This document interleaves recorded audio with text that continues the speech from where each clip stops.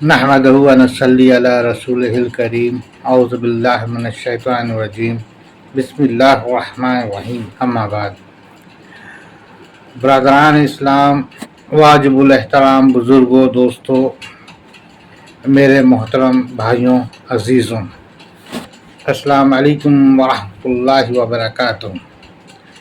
उम्मीद करता हूँ आप सब खैरियत से होंगे। अल्लाह ताला से दुआ है अल्लाह ताला हम सब को और आलम इस्लाम में जितने भी इस्लाम को मानने वाले हैं उन सबको और हमारी इबादत गाहों को अपने हिफ्ज़ अमान में रखे, आमीन। दोस्तों, हम लोग अल्हम्दुलिल्लाह अल्लाह ताला के फजल करम से कुरान पाक की शुरू सूरे से लेकर मुसलसल सिलसिलावार हर एक सूरे की अल्हम्दुलिल्लाह तर्जुमा सुन रहे हैं, पढ़ रहे हैं, सुना रहे हैं। अल्लाह का शुक्र है। और धीरे धीरे रफ्ता रफ्ता हम लोग जो है कि सूरे अल अनफाल पर आ चुके हैं अल्हम्दुलिल्लाह। और इसके आयत नंबर हम लोगों ने 29 तक पर गौर और फिक्र किया, पढ़ा, सुना। कहने सुनने पढ़ने में अगर कोई गलती हो जावे तो अल्लाह भी माफ़ फरमाए, आप भी हमें माफ़ फरमाए, माफ़ करें, ठीक है। और अपना कमेंट जो भी हो हमें ज़रूर कमेंट बॉक्स में हमें ज़रूर लिखा करें या भेजा करें। हाँ, एक मेरी जो है कि आपसे दरख्वास्त है, हमेशा से रही है, इस बार भी है कि अगर आपको पसंद आवे और अच्छा लगे और दिलचस्पी हो तो मेहरबानी करके आप अपने उन तमाम अजीज़ों को भी शेयर करें जिन्हें आप चाहते हों कि वो कुरान की ये जो आयत मुबारक हम लोग पढ़ रहे हैं वो सुने और वो भी उस पर गौर व फिक्र करें। लिहाजा आप सब भी गौर व फिक्र करें, हम भी करते हैं इंशाअल्लाह ताला। तो ये आयत नंबर अब हम लोग 30 और उसके आगे की पढ़ेंगे। जैसे कि हम लोगों 29 में हम लोगों ने पढ़ा और देखा कि अल्लाह ताला ने बिल्कुल साफ इस बात को वाज़ेह कर दिया है ना कि अल्लाह से डरो, अल्लाह से डरो। और अगर तुम अल्लाह ताला से डरते रहोगे और तुम्हारे दिल में, तुम्हारे अमल में, तुम्हारी नीयत में अगर किसी भी तरह का ऐसी बात होगी जो अल्लाह ताला पसंद फरमाए तो अल्लाह ताला जो है तुमको हिदायत से नवाज देगा। और बेशक कामयाब इंसान वही है जिसे अल्लाह ताला की हिदायत मिल जाए, उसकी दुनिया भी कामयाब, आखिरत भी कामयाब। वरना गुमराही में हम ज़िंदगी गुजार दें और गुमराह होकर के मर जाएं और वक्त क़यामत के दिन फिर हमारे होश अकल ठिकाने आए, उस वक़्त नतीजा ये होगा कि हमारे पास कोई रास्ता और कोई ज़रिया नहीं होगा पीछे लौटने का, न मग़फ़िरत का, न तौबा का।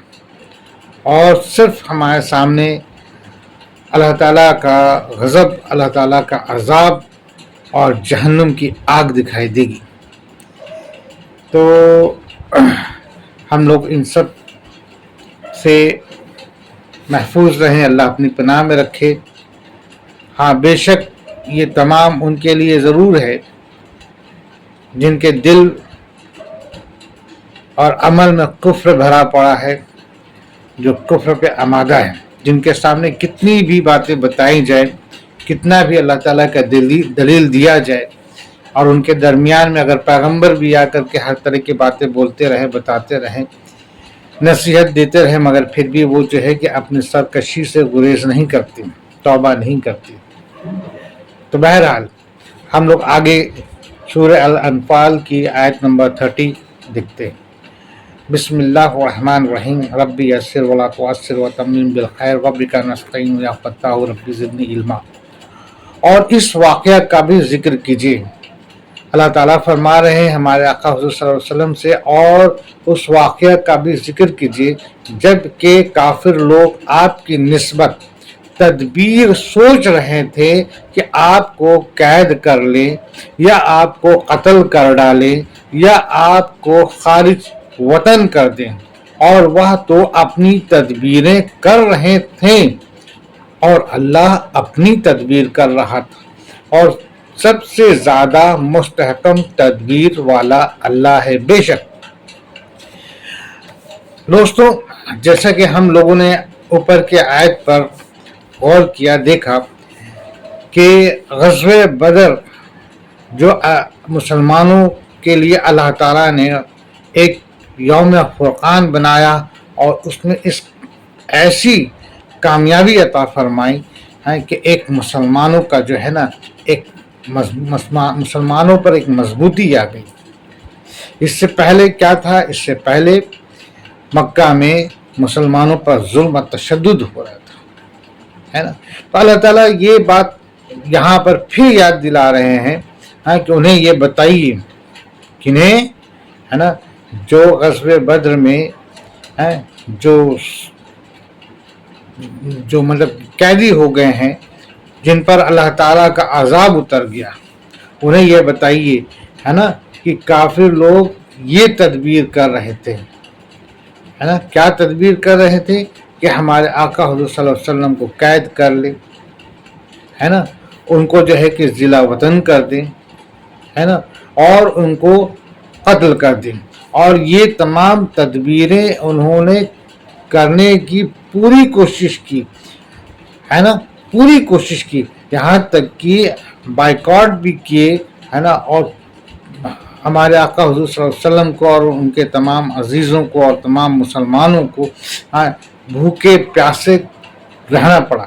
بعض جگہ پہ 1 سال آتا ہے، بعض جگہ پہ 3 سال کا واقعہ آتا ہے، ٹھیک ہے نا۔ تو ایسی چیزیں وہ لوگ تدبیریں کرتے تھے اور طرح طرح کے منصوبے ڈھونڈتے تھے جس سے کہ ہمارے آقا حضور صلی اللہ علیہ وسلم کو پریشان اور تشدد کیا جائے، ٹھیک ہے نا۔ اور بعض انہوں نے عمل ایسے کیے ہیں کہ آپ سوچ بھی نہیں سکتے ہیں۔ سوچئے وہ وقت، وہ حالات کیسا ہوگا کہ ہمارے آقا حضور صلی اللہ علیہ وسلم خانہ کعبہ میں نماز پڑھ رہے ہیں اور ان کا سر سجدے میں جھکا ہوا ہے، اور یہ دشمنان اسلام اونٹ کی لیدیں، پیٹ کے اندر کی تمام حصہ جو اونٹ وہاں پر قربانی کی گئی ہے نا، اس کے اندر کا جو گندگی ہوتی ہے، لید، آنت، پچونی، خون سے لدا ہوا، وہ پورا اٹھا کے میرے آقا حضور صلی اللہ علیہ وسلم کے اوپر رکھ دیتے ہیں، ڈال دیتے ہیں۔ سوچیے، کہنا تو سننا تو آسان لگ رہا ہے، اگر ہم نماز میں ہوں اور ہمارے اوپر کوئی ایسا کر دے تو کیسا گزرے گا۔ آپ سوچیے، ذرا محسوس کریں ہم لوگ کہ ہم اگر نماز میں ہوتے ہیں اور ہمارے بارے میں کوئی بات بھی کر رہا ہوتا ہے، شکوہ شکایت کر رہا ہوتا ہے، تو ہمارا ذہن ادھر بھٹک جاتا ہے۔ اور یہاں ہمارے آقا حضور صلی اللہ علیہ وسلم نماز کی حالت میں ہے، سبحان ربی اعلیٰ، سبحان ربی اعلیٰ، سبحان ربی اعلیٰ کی جو ہے کہ ورد کر رہے ہیں کہ میرا اللہ پاک ہے، وہ اعلیٰ ہے، اور ان کے اوپر دشمن جو ہیں مطلب کہ ایک گندی سی لید، پورا پچونی جو ہے لا کے ان کے اوپر ڈال دیتے ہیں، اور اس کی پوری گندگی جسم پر اور تمام جو ہے کہ لگ رہی ہے۔ سوچئے وہ وقت کے حضور صلی اللہ علیہ وسلم کے گھر کے سامنے کوڑا کچرا پورا لوگ ڈال دیتے تھے کہ ہمارے آقا حضور صلی اللہ علیہ وسلم جب نکلتے تھے تو ان کے سامنے پورے کوڑے اور کچرے ملتے تھے۔ اس زمانے میں کوئی ایسا نگر نگم یا نگر پالکا کا کوئی کوڑے کا چیز اٹھانے والا تو آتا نہیں، خود ہی صاف کرنا پڑتا تھا نا، ٹھیک ہے۔ اور میرے آقا حضور صلی اللہ علیہ وسلم جبکہ کس چیز کی دعوت تبلیغ کر رہے تھے، بتا رہے تھے کہ اپنے ہمسایہ کا جو ہے کہ کتنا قدر ہے اسلام میں، ہمسایہ یعنی کہ پڑوسی کا کتنا بڑا حقوق ہے۔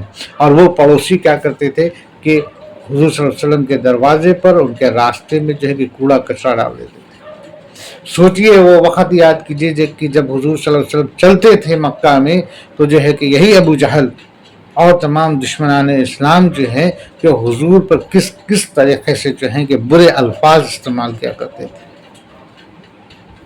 میرے آقا حضور صلی اللہ علیہ وسلم کیا بولتے تھے, کیا کہتے تھے کہ ایک واحد اللہ کی عبادت کرو جو رحمان ہے, رحیم ہے, غفور رحیم ہے, پورے کائنات کا مالک ہے, پوری کائنات کا مالک ہے, بس ایک وہی واحد خدا ہے, اس کے ساتھ کسی اور کو نہ شریک کرو.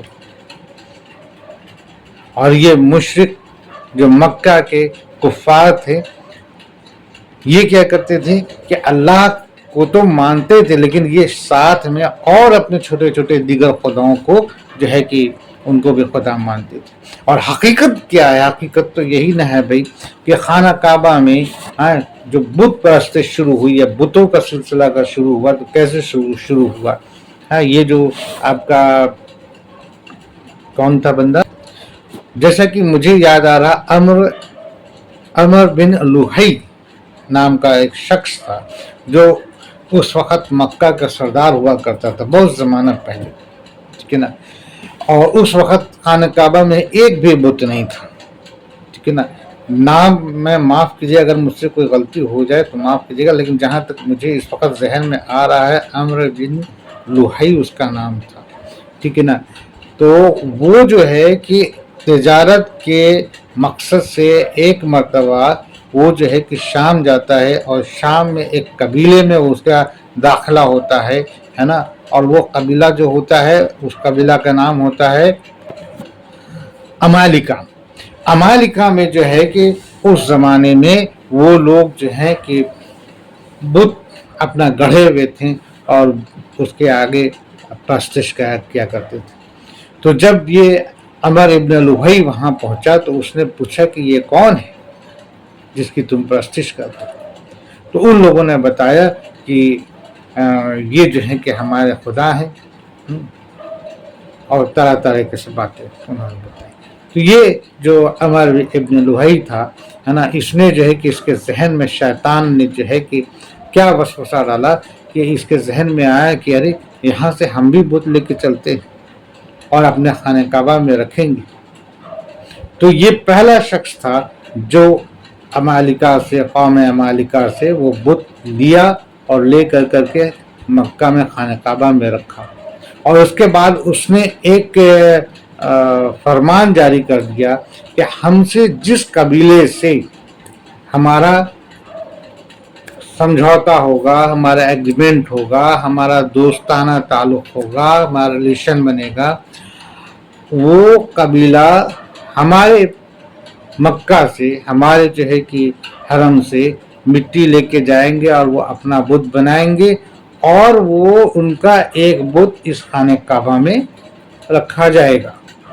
اور جن سے ہمارا ایگریمنٹ ٹوٹ جائے گا, ہمارا کنیکشن ٹوٹ جائے گا, ہمارا ان سے ریلیشن ٹوٹ جائے گا, دوستی ٹوٹ جائے گی, ان کا بت ہم خانہ کعبہ سے نکال کے باہر کر دیں گے. یعنی کہ یہ ایک ان کا بنایا ہوا ایک ڈھکوسلا تھا کہ جن سے ہمارا ایک دوستانہ تعلق ہوگا, ان کے قبیلے کا بت ہمارے ہاں خانہ کعبہ میں رکھا جائے گا.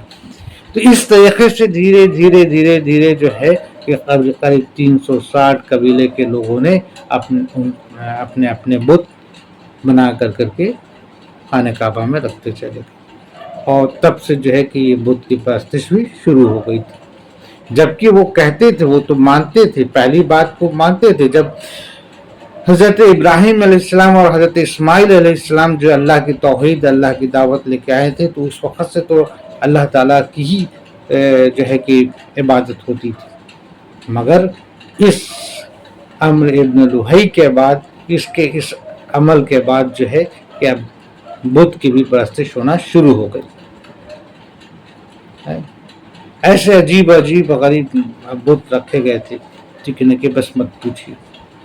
ٹھیک ہے, بہرحال اس پر ہم لوگ پھر بعد میں انشاءاللہ بات کریں گے.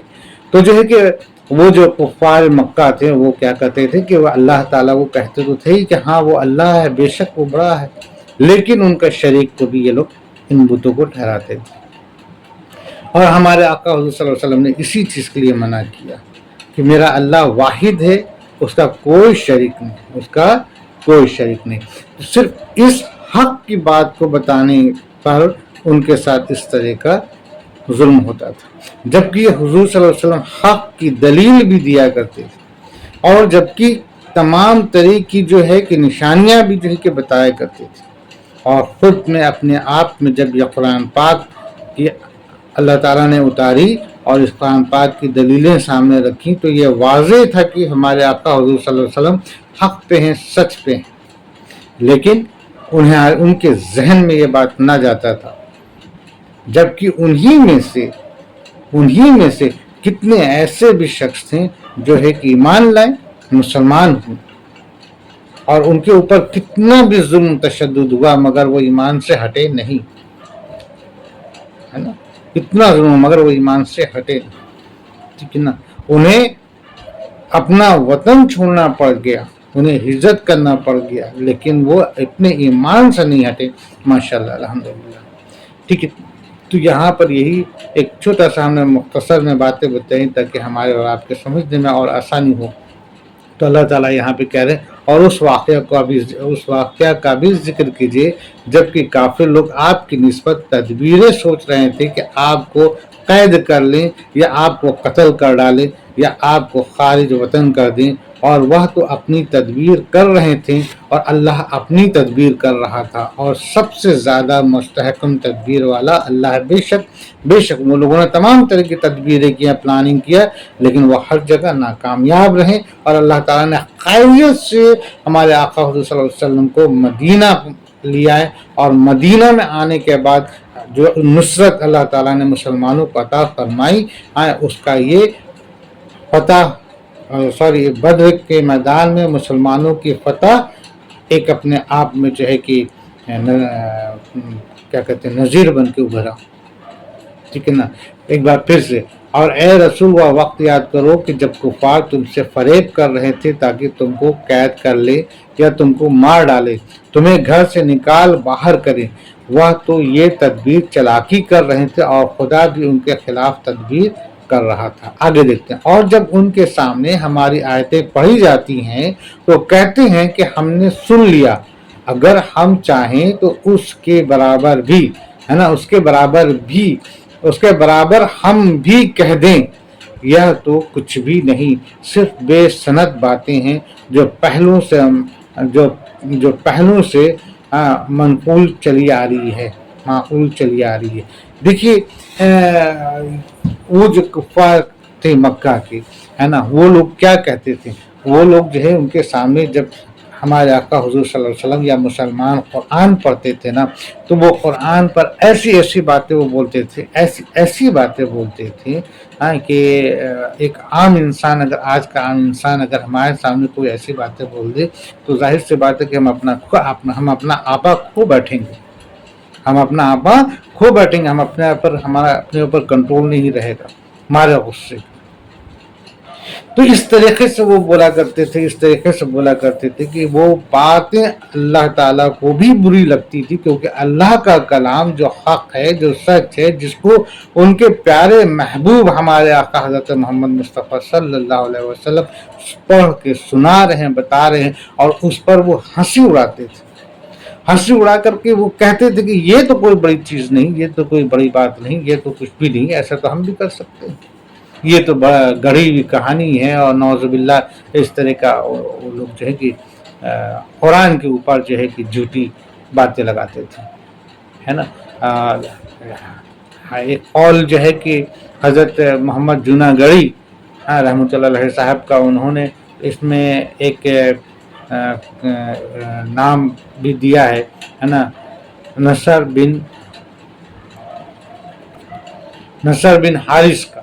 یہ وہ شخص تھا جو کہ کہتا تھا کہ ایسا تو ہم بھی بنا دیں گے، ایسا تو ہم بھی کہہ دیں گے، ایسا تو ہم بھی کچھ بھی کہہ دیں گے، ٹھیک ہے نا۔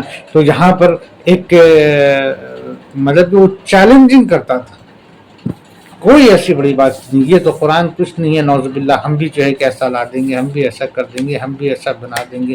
اور اس کے لیے اس نے جو ہے کہ فارس گیا، اور کیا کیا اس کے بارے میں قول آتی ہے کہ اس نے جو ہے کون سی کہانی گڑھ کر کے بنانے کی کوشش تو کیا، لیکن بن نہ سکا۔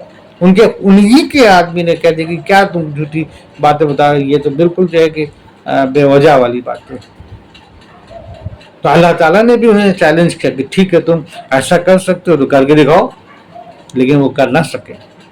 تو اللہ تعالیٰ یہاں پر اس جگہ پر فتح بدر کے بعد جو ہے کہ یہ سب آیتیں جو ہے نازل ہوئی ہیں, اس میں اللہ تعالیٰ یہی کہہ رہے ہیں کہ دیکھو یہ لوگ ایسا ایسا کرتے تھے, ہے نا.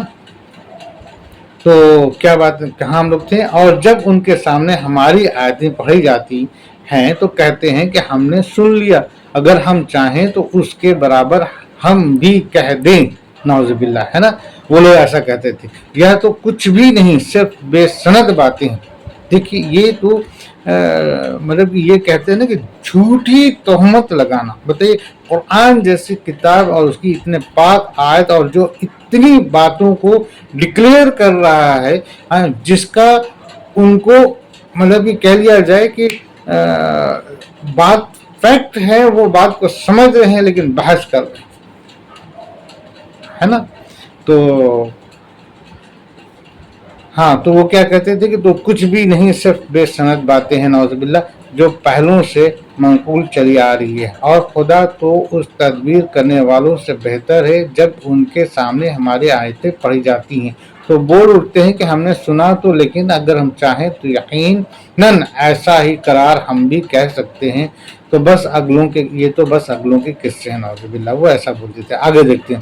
اور جب کہ ان لوگوں نے کہا کہ اے اللہ, اگر یہ قرآن آپ کی طرف سے واقعی ہے تو ہم پر آسمان سے پتھر برسا یا ہم پر کوئی دردناک عذاب واقع کر دے. دیکھیے اب یہ جو کفار ہوتے ہیں نا, جو کفر پر آمادہ ہوتے ہیں, وہ تو ایسا ہے نا کہ ان کے اندر ایسا غرور ہوتا ہے, ایسا گھمنڈ ہوتا ہے کہ وہ اپنے غرور اور اپنے گھمنڈ میں آ کر کے خدا سے چیلنج کرتے ہیں, خدا سے چیلنج کرتے ہیں, ہے نا.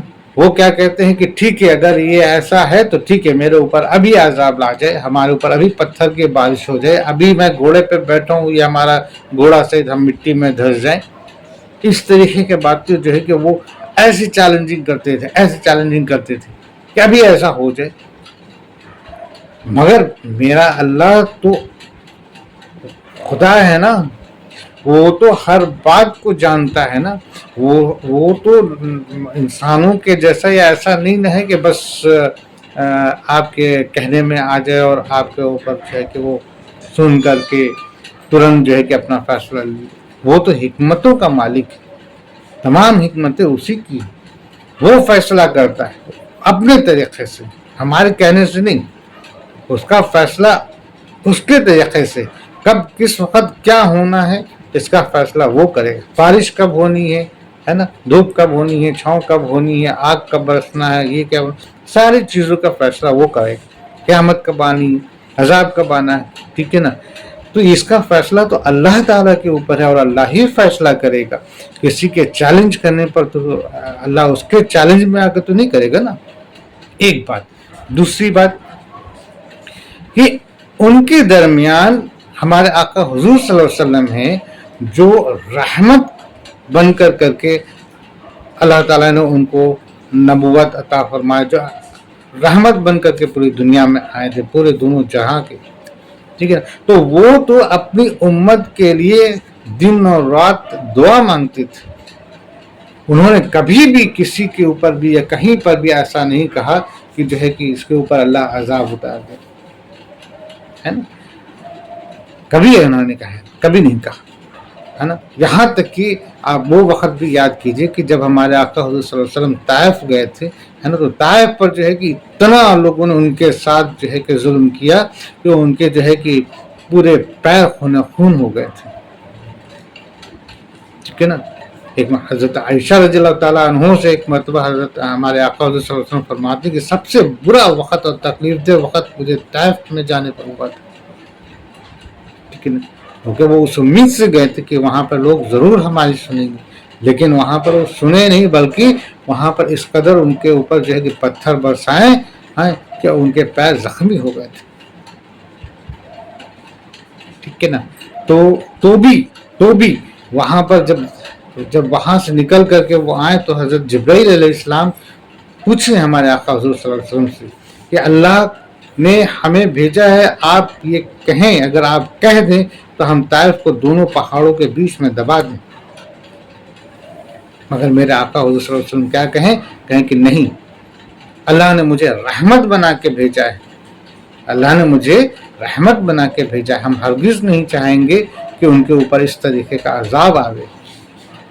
اگر یہ آج ہماری بات کو نہیں مان رہے ہیں تو ان کی اولاد مانیں گے، ان کی اولاد جو ہے کہ ہم مسلمان ہوں گے، ٹھیک ہے نا۔ تو یہ ایسی ہمارے آقا حضور صلی اللہ علیہ وسلم تھے۔ تو بہرحال تو وہاں پر اللہ نے کیا کہا کہ اس بستی میں جہاں پر یہ چیلنج لوگ کر رہے تھے، ہے نا، تو ایک بات تو یہ واضح ہو گئی کہ اللہ تعالیٰ اپنے فیصلہ لیتا ہے، وہ اپنے طریقے سے فیصلہ لیتا ہے۔ دوسری بات یہ ہو گئی کہ اس بستی میں، اس جگہ پہ ہمارے آقا حضور صلی اللہ علیہ وسلم ابھی ہیں، ہم ایسے کیسے جو ہے کہ عذاب اس پہ اتار دیں گے، ٹھیک ہے نا۔ دو بات۔ تیسری بات یہ کہ عذاب بھی اترتا ہے تو اس بستی پر اترتا ہے جس پر کوئی جو ہے کہ ایمان نہ لاوے، جیسے کہ اس سے پہلے کی قوم کے ساتھ ہوا۔ یہاں تو یہ تھی کہ یہاں پر انہی بستیوں میں سے لوگ ایمان لا رہے تھے، مسلمان ہو رہے تھے، ہر دن ہو رہے تھے، ہے نا۔ تو جہاں پر وہاں پر مسلمان ہو رہے ہیں، اگر عذاب آ جائے، اللہ تعالیٰ ایسا کر دے تو سب کے سب ہلاک ہو جائیں گے۔ تو جو مسلمان ہوئے ہیں وہ بھی ہلاک ہو جائیں گے، ہے نا۔ جو دن اور رات استغفار پڑھ رہے ہیں، جو دن اور رات استغفار پڑھ رہے ہیں، اور ان کی استغفار کی رحمت سے، ایک ہمارے آقا حضور صلی اللہ علیہ وسلم کے موجود ہونے کی رحمت سے اللہ تعالیٰ وہاں پر عذاب نہیں لا رہا ہے۔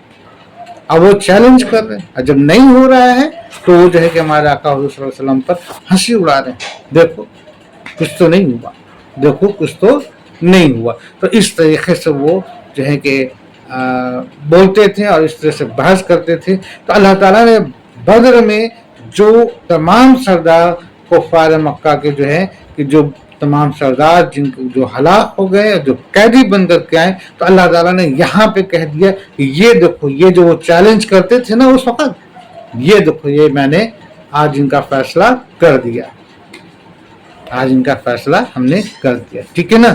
کلیئر ہے؟ اوکے۔ ایک بار پھر سے، اور اے رسول وہ وقت یاد کرو جب ان کافروں نے دعائیں مانگی تھی کہ خدا اگر یہ دین اسلام حق ہے تو تیرے پاس سے آیا، اور تیرے پاس سے آیا ہے تو ہم پر آسمان سے پتھر برسا اور ہم پر کوئی اور دردناک عذاب بھی نازل فرما، ہے نا۔ ایسا وہ لوگ دعا کرتے تھے۔ آگے کیا ہے؟ اور اللہ تعالیٰ ایسا نہ کرے گا کہ ان میں آپ کے ہوتے ہوئے، دیکھیے وہی بات آ رہی نا، اور اللہ تعالیٰ ایسا نہ کرے گا کہ ان میں آپ کے ہوتے ہوئے ان کو عذاب دے۔ آپ کے ہوتے ہوئے یعنی کہ ہمارے آقا حضور صلی اللہ علیہ وسلم کے ہوتے ہوئے، ہمارے آقا حضور صلی اللہ علیہ وسلم تو رحمت ہے، اللہ تعالیٰ نے ان کو تمام انسانوں کے لیے جو ہے کہ رحمت بنا کے بھیجا ہے، ٹھیک ہے نا۔ ان کو عذاب دے، اور اللہ ان کو عذاب نہ دے گا اس حالت میں کہ وہ استغفار بھی کرتے ہوں۔ یعنی کہ اللہ تعالیٰ کیسے عذاب دے گا کہ انہی بستی میں، انہی کی میں سے کچھ لوگ جو ہیں جو ایمان لا رہے ہیں اور استغفار پڑھ رہے ہیں، ٹھیک ہے نا۔ حالانکہ جب تک تم ان کے درمیان موجود ہو اللہ ان پر عذاب نہیں کرے گا، اور اللہ ایسا بھی نہیں کہ لوگ تو اس سے اپنے گناہوں کی معافی مانگ رہے ہیں اور اللہ ان پر نازل فرمائے، ہے نا۔ ایسا نہیں کرے گا اللہ تعالیٰ، ٹھیک ہے نا۔ اللہ تعالیٰ اپنا ایک سسٹم، اپنا ایک اصول بتا رہے ہیں، ہے نا۔ اللہ اپنا ایک اصول بتا رہے ہیں، ہم کہتے نہیں ہے بھائی کہ ہمارا اپنا آدمی جو ہے کہ وہاں پر ہم ایسے کیسے وہاں پر جو ہے کس طرح کا کام کرتے ہیں، ٹھیک ہے۔ بہرحال آگے دیکھتے ہیں۔ اور ان میں کیا بات ہے کہ ان کو اللہ تعالیٰ سزا نہ دے، حالانکہ وہ لوگ مسجد حرام سے روکتے ہیں جبکہ وہ لوگ اس مسجد کے متولی نہیں، اس کے متولی تو سوا متقیوں کے اور اشخاص نہیں، سوائے متقیوں کے اور اشخاص نہیں، لیکن ان میں اکثر لوگ علم نہیں رکھتے۔ بے شک دیکھیے مسجد حرام یعنی کہ خانہ کعبہ میں وہ جو ہے کہ کفار جو ہیں مسلمانوں کو روکتے ہیں یا ان پر ظلم ڈالتے ہیں، ٹھیک ہے نا۔ یہاں تک کہ اگر اس وقت کا بھی یاد کیا جائے، ہم لوگ جب صلح حدیبیہ ہوا تو ان لوگوں نے جو ہے کہ تمام مسلمانوں کو روک لیا تھا، نہیں جانے دیا تھا. تو اس طریقے سے مکہ میں جب حضور صلی اللہ علیہ وسلم تھے تب بھی ان کے ساتھ ظلم تشدد ہوتا تھا. مسلمانوں کو حرم میں جانے سے روکا جاتا تھا، خانہ کعبہ پہ طواف کرنے سے روکا جاتا تھا، ان کے اوپر ظلم کیا جاتا تھا، ہے نا. تو کیوں کیا جاتا تھا بھائی؟ اللہ تعالیٰ نے تو کہا. اور حضرت اسماعیل علیہ السلام کے وقت سے جو ہے کہ جب خانہ کعبہ کا تعمیر حضرت ابراہیم علیہ السلام اور ان کے بیٹے حضرت اسماعیل علیہ السلام کیے، ہے نا، تو اس وقت سے خانہ کعبہ کا اصل متولی جو ہوتا ہے وہ مسلمان تھا. ٹھیک ہے نا. تو یہ آج بھی جو یہ ان کو روک رہے ہیں، یعنی کن کو روک رہے ہیں؟ جو حق رکھتا ہے نا، جو واقعی میں جو متولی ہونا چاہیے اس کو روک رہے ہیں. کون روک رہا ہے؟ یہ کفار روک رہے ہیں، جو اللہ کے دشمن ہیں، جو اللہ کا شریک بنائے بیٹھے ہوئے ہیں، ہے نا. تو جو اللہ کا شریک بنائے گا اوروں کو اور خدا بنائے گا تو بے شک وہ اللہ تعالیٰ کا دشمن ہی نہ ہوا، کھلم کھلا دشمن ہوا. اللہ کہہ رہا ہے کہ میں خدا ہوں، اور وہ کیا کہہ رہے کہ نہیں یہ بھی خدا، یہ بھی خدا، یہ بھی خدا. تو یہ کھلم کھلا دشمنی والی بات ہے نا. یعنی کہ پورے کائنات کو بنانے والا اللہ، پورے خلقت کو بنانے والا اللہ، تمام انسانوں کو بنانے والا اللہ، تمام قدرت کو بنانے والا اللہ، تمام زمین اور آسمان کے ہر ایک چیز کو بنانے والا اللہ، اپنے ہر جو ہے کہ فضیلت کو عطا فرمانے والا اللہ، اور اس میں ہم کسی اور کو جو ہے کہ کہہ دیں کہ نہیں یہ فلاں چیز دیتے ہیں یا ان سے ہم کو فلاں چیز ملتا ہے یا ان سے فلاں چیز ملتا ہے، تو نعوذ باللہ کتنی غلط بات ہے. سوچئے وہ بات تو صحیح ہے نا بھائی، کسی کو ہم کوئی چیز دیں، اب وہ یہ کہے کہ نہیں یہ فلانا فلانا فلانا نے ہم کو دیا، کیسا لگے گا؟ تو اب یہاں تو بات خدا کی ہو رہی ہے، یعنی کہ ایسا خدا جس کے پاس ہمیں واپس لوٹنا ہے، جس کے پاس ہمیں واپس لوٹنا ہے، تو وہ تو حساب لے گا نا. تو بہرحال تو یہاں پر اللہ تعالیٰ یہی کہہ رہے ہیں کہ اصل خانہ کعبہ کا متولی تو مسلمان ہیں، یعنی کہ آپ ہیں. اور یہ جو کفار ہیں، جو اللہ کے دشمن ہیں، یہ کیوں روکتے ہیں آپ کو، ہے نا؟ یہ تو حق بھی نہیں رکھتے ہیں. ایک بار پھر، اور جب یہ لوگوں کو مسجد الحرام خانہ کعبہ کی عبادت سے روکتے ہیں تو پھر ان کے لیے کون سی بات باقی ہے کہ ان پر عذاب نہ نازل کریں؟ اور یہ لوگ تو خانہ کعبہ کے متولی بھی نہیں، پھر کیوں روکتے ہیں؟ اس کے متولی تو صرف پرہیزگار لوگ ہیں، مگر ان کافروں میں سے بہت سے نہیں جانتے. ٹھیک ہے نا. تو ٹھیک ہے، اوکے. تو بدر میں ان کا جو حالات ہوا، یہ اللہ تعالیٰ اس کا کلیئرفائی کر رہے ہیں کہ دیکھو یہ لوگ کیا تھے اور ان کو اوپر اللہ نے کیسا عذاب دیا. ٹھیک ہے نا. کیسا عذاب دیا؟ بڑے لشکر کے سامنے ایک چھوٹا کمزور مسلمان، 313 کے مسلمان جو ہے کہ ان کو مطلب کہ فتح ملی، اور وہ بڑے بڑے سردار جو ہے کہ مارے بھی گئے. ابو جہل مارا گیا، اور عتبہ عتیبہ مارا گیا، اور بہت سارے سردار مارے گئے. اور جو سردار بڑے بڑے سردار جو بڑے دبنگ کہلاتے تھے، ہے نا، ان کو ایک مسلمان، کمزور مسلمان بھی جو ہے قید کر کے لا رہا ہے نا. تو ہے نا شرم کی بات. تو اللہ تعالیٰ کہتے کہ دیکھو میرا عذاب ایسے ہوتا رہتا ہے. اور ان کی نماز کعبہ کے پاس صرف یا سیٹیاں بجائیں، اور ان کی نماز کعبہ کے پاس صرف یہ تھی، سیٹیاں بجانا اور تالیاں بجانا، سوا اپنے کفر کے سبب اس عذاب کا مزہ چکھو، ہے نا. اور وہ جو کفار تھے، وہ جو کافر تھے، وہ کیا کرتے تھے؟ خانہ کعبہ میں سیٹیاں بجانا اور تالیاں بجانا، یہ سب کام کیا کرتے تھے؟ کیا یہ عبادت ہے؟ خانہ کعبہ میں اگر اس طرح کے کر رہے ہیں تو کیا یہ عبادت ہے؟ اور اگر مسلمان کے آگے پیچھے کر رہے ہیں تو بھی غلط ہے نا. اور خانہ کعبہ یعنی کہ عبادت کی جگہ پہ جا کر کے کر رہے ہیں تو اور زیادہ غلط ہے. ٹھیک ہے نا. تو اب ان کے لیے اللہ نے کہا کہ یہ دیکھو ان کی یہ سزا ہے نا. ٹھیک ہے، کلیئر. بلا شک یہ کافر لوگ اپنے مالوں کو اس لیے خرچ کر رہے ہیں کہ اللہ کی راہ سے روکیں، سو یہ لوگ تو اپنے مالوں کو خرچ کرتے ہی رہیں گے، پھر وہ مال ان کے حق میں باعث حسرت ہو جائے گی، پھر مغلوب ہو جائیں گے اور کافر لوگوں کو دوزخ کی طرف جمع کیا جائے گا. اس میں شک نہیں کہ یہ کفار اپنے مال محض اس واسطے خرچ کریں گے پھر اس کے بعد ان کی حسرت کا باعث ہوگا، پھر آخر یہ لوگ ہار جائیں گے، اور جن لوگوں نے کفر اختیار کیا قیامت میں سب کے سب جہنم کی طرف آ کے جائیں گے، ٹھیک ہے نا؟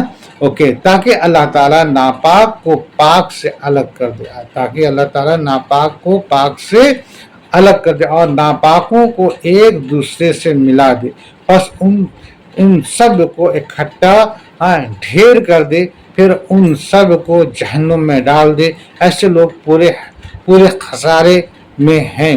بے شک تو اللہ تعالیٰ یہاں پر فرما دیے ہیں کہ یہ جو لوگ جو ہیں تمام جو مال اکٹھا کرتے ہیں کفر کے لیے اکٹھا کرتے ہیں اور مسلمانوں پر ظلم کرنے کے لیے اکٹھا کرتے ہیں، ہے نا، اور جو بھی کچھ بھی اپنی تدبیریں لگاتے ہیں اور جو کچھ بھی کر رہے ہیں مسلمانوں پر ظلم کرنے کے لیے۔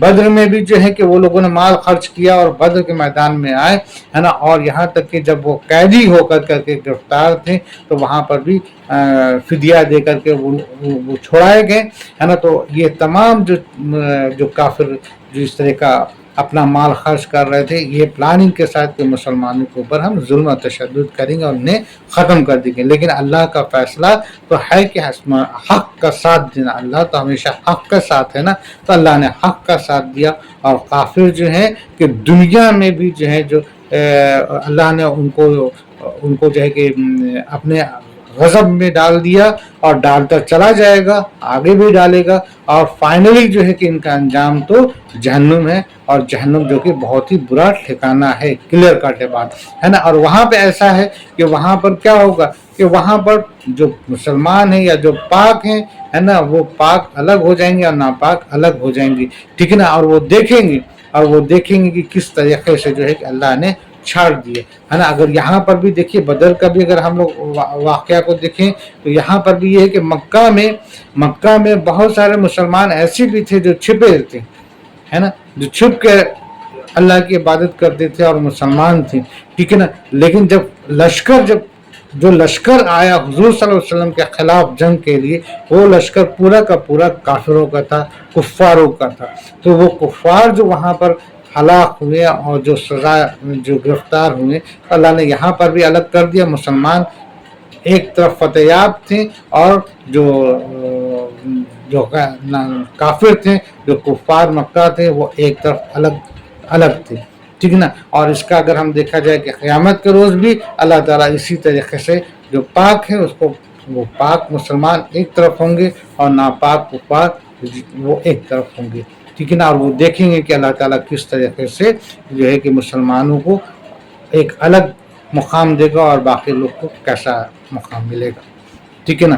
تاکہ خدا پاک کو ناپاک سے جدا کر دے اور ناپاک لوگوں کو ایک دوسرے پر رکھ کے ڈھیر بنائے، پھر سب کو جہنم میں جھونک دے، یہی لوگ گھاٹا اٹھانے والے ہیں۔ اوکے، آپ ان کافروں سے کہہ دیجئے کہ اگر یہ لوگ باز آ جائیں تو ان کے سارے گناہ جو پہلے ہو چکے ہیں سب معاف کر دیے جائیں گے، اور اگر اپنی وہی عادت رکھیں گے تو کفار سا یقین کے حق میں قانون نافذ ہو چکا ہے۔ تو دیکھیں اللہ تعالیٰ یہاں پر کتنا بڑا رحمان ہے اور رحیم ہے، اور اس بات کی یہ دلیل دیکھیں کتنی زبردست دلیل ہے کہ اللہ تعالیٰ اس کے باوجود بھی کہہ رہے ہیں، اللہ تعالیٰ اس کے باوجود بھی کیا کہہ رہے ہیں کہ اگر ابھی بھی یہ جو ہے کہ توبہ کر لے، ہے نا، کفر سے باز آ جائیں، شرک سے باز آ جائیں، ہے نا، اور ایک واحد اللہ کی عبادت کریں اور مسلمان ہو جائیں، ایمان لے آویں، تو ان کے تمام گناہ جو کچھ بھی یہ کر چکے ہم سب کو معاف کر دیں گے، ہم سب کو معاف کر دیں گے، ہے نا، جو کچھ بھی انہوں نے کر رکھا ہے، ٹھیک ہے نا۔ اے رسول تم کافروں سے کہہ دو کہ اگر وہ لوگ اب بھی اپنی شرارت سے باز رہیں تو ان کے پچھلے قصور معاف کر دیے جائیں، اور اگر پھر کہیں پلٹیں تو یقیناً اگلوں کے طریقے گزر چکے ہیں، ان کی سزا ہوئی وہی ان کی بھی ہوگی، ہے نا۔ یعنی کہ اللہ تعالیٰ نے یہاں پہ کہہ دیا کہ یا تو اگر یہ توبہ کر لیتے ہیں اور ایمان لے آتے ہیں تو ان کے سارے گناہ ہم معاف کر دیں گے، اور اگر ایسا ہی نہیں کرتے ہیں، اپنے وہی عمل پر اپنی زندگی گزاریں گے، یا وہی اللہ کی نافرمانی کریں گے یا اللہ کے رسول کی نافرمانی کریں گے، تو ان کا جو ہے کہ بالکل پکڑ ہوگی اور ان کو سزا ملے گی جیسے کہ ان کے پہلے کو ہوئی ہے۔ اگر بدر کا بھی مثال اٹھائیں تو یہاں پر بھی ہے کہ جو بدر میں جو کفار گرفتار ہوئے، جنہیں فدیہ دے کر کے چھوڑا گیا ہے نا، تو ان کے لیے بھی اللہ تعالیٰ نے یہ ایک نصیحت دی کہ اگر ابھی بھی جو ہے کہ تم توبہ کر لو اور مومن ہو جاؤ، مسلمان ہو جاؤ، تو شاید ہم تم کو شاید کیا ہم معاف کر دیں گے۔ اللہ نے وعدہ کیا ہم معاف کر دیں گے، لیکن اگر تم ابھی بھی ایمان نہیں لاؤ گے تو بے شک تم پھر پکڑے جاؤ گے، اور ہم پھر تمہارا جو ٹھکانہ ہے ہم وہاں پر تم کو ڈال دیں گے۔ بہرحال تو میرے عزیز دوستوں، یہاں تک ہم لوگوں نے سنا، غور کیا، فکر کیا، انشاءاللہ تعالی ہم لوگ اس پر اور غور و فکر کریں گے۔ اگر کہنے پڑھنے بولنے میں غلطی ہوئی تو معاف کیجیے گا۔ انشاءاللہ پھر ملاقات ہوگی اس کے آگے کی۔ اب تک ہم لوگوں نے سورہ الانفال کی 38 آیت تک سنی پڑھی۔ صدق اللہ العظیم۔